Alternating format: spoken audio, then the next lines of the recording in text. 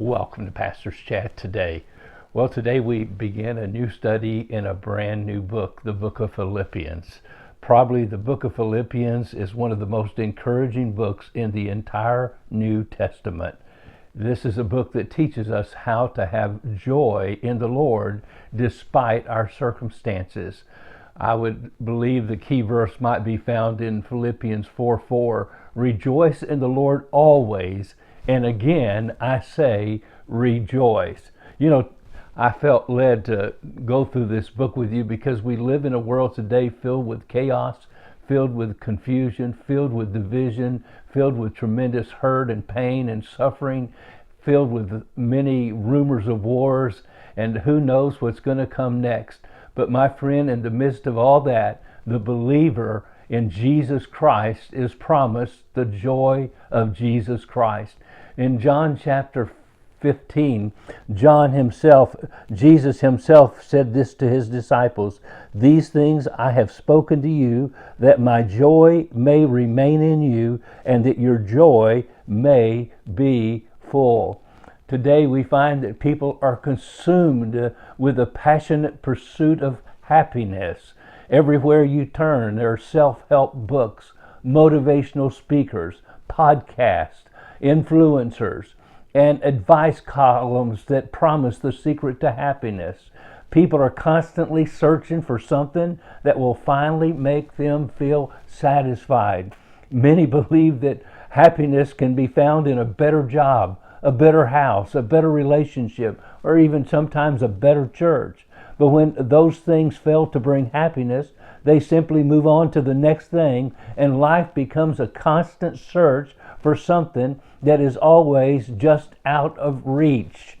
Maybe they begin to feel like Solomon felt when he wrote in the book of Ecclesiastes thousands of years ago, after literally trying almost everything imaginable to bring pleasure and happiness into one's life.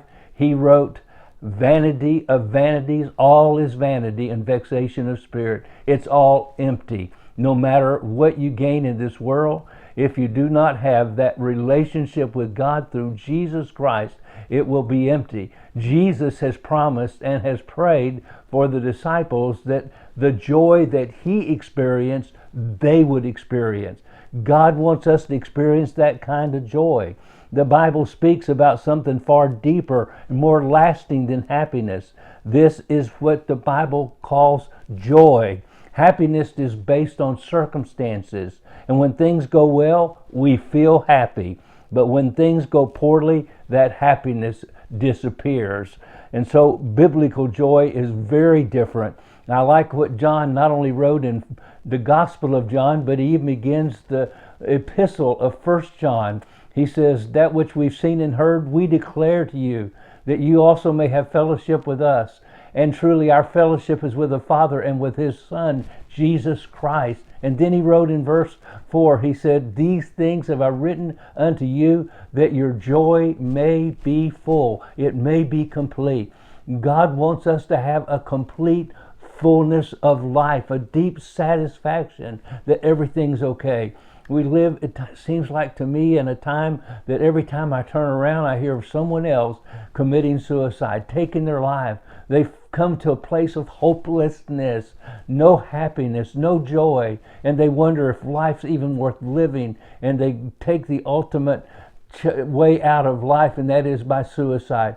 My friend, that is not the answer. The answer is finding this joy in Jesus Christ. Philippians has often been called the epistle of joy. In fact, the words joy and rejoice appear some 16 times in just these 4 short chapters. And the entire letter is filled with encouragement, gratitude, hope, and rejoicing.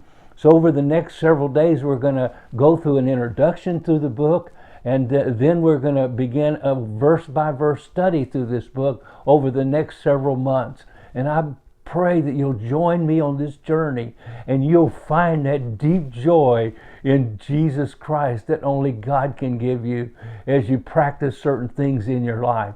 And I'm looking forward to this journey with you. Well, God bless you. I trust you'll have a wonderful, wonderful day.